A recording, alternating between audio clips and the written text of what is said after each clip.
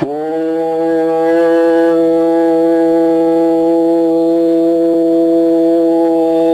ஈஸ்வரா குருதேவா. நாம் குழந்தை பருவத்தில் இருக்கப்படும் போது பொதுவாக குருவிகளையோ உடக்காய்களோ மற்ற பூச்சிகளோ அதை தட்டி கைகால் அங்கங்களை அதை இழக்கச் செய்து வேடிக்கை பார்த்தது உண்டு. அது வேடிக்கை பார்த்த உணர்வின் அணுக்கள் நமக்குள் விளைந்து அது விதி என்ற நிலையில் இருக்கும்போது அந்த பருவம் பெறப்படும் போது நம்மையும் அதே உணர்வால் இயக்கப்பட்டு நம்மை முடக்க செய்கின்றது. நான் இன்று சக்தி பெற்றவனாக இருப்பினும் ஆனால் இதை என்னத்தான் நான் இவ்வளவு பேருக்கு உதவி செய்கின்றேனே, எனக்குள் இப்படி வந்துவிட்டது என்றால் மரண பயத்தால் மீண்டும் நான் தெரிவிக்க வருகின்றேன். ஆகவே தான் செய்த உணர்வுகள் எதுவோ அதை என்னை அழைத்து சென்றது. இத்துடன் செல்லட்டும்.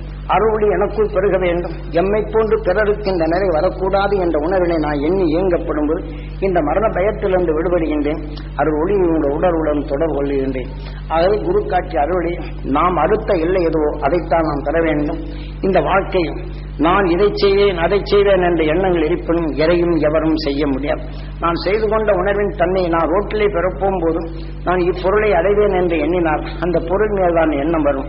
ஆனால் அதே சமயத்தில் நாம் எதிர்நிலையில் வரக்கூடிய வாகனங்களோ நாம் எதிரிகள் என்ற நிலைகளை நாம் பெற முடியாத தடுக்கும் உணர்வு மற்றவர்கள் வளர்ந்திருந்தால் அதை நாம் அறிய முடியாது.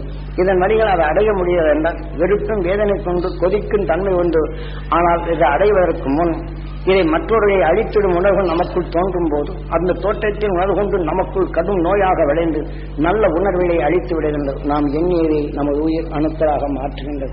அதன் வழியே நமக்குள் தீமையை விளைவிக்கின்றது. ஆக மனித உருவை மாற்றுகின்றதை தவிர மனிதன் இந்த உடலிலே என்றும் நிலைத்தவன் அல்ல. இந்த உடல் நமக்கு சொந்தம் அல்ல. ஆக நிலத்தின் தன்மை கொண்டு ஒரு வித்தை ஊன்றும் போது அந்த வித்து அந்த நிலத்தின் தன்மை கொண்டு தன் இனத்தின் சத்தை கவர்ந்து அதை செடியாக விளைந்து தன் இனத்தின் வித்தை பெருக்குகின்றது. இதைப்போலதான் நம் உடலும் ஒரு நிலம்தான். நம் உயிரின் இயக்க துணையால் அதன் உள்ள காந்த பலனால் நாம் கவர்ந்து கொண்ட உணர்வு ஊழ்வினை என்ற வித்தாக நமக்குள் விளைந்து விடுகின்றது.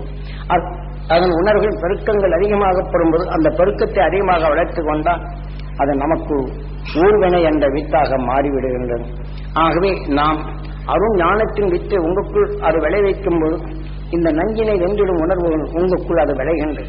இது அருண் ஞானத்தால் நீங்கள் உங்களுக்குள் பெருக்கிவிட்டால் அரு ஒளியுடன் நாம் சுடராக வளைந்திடும் இந்த உணர்வுகள் நமக்குள் விளைகின்றது. நமக்குள் இருசூழ்ந்த நிலைகளையும் அது ஒடுக்குகின்றது. இந்த உடலை விட்டு நாம் செல்லும் போது எதனை பற்றுடன் பற்றினோமோ அங்கே செல்லுகின்றோம்.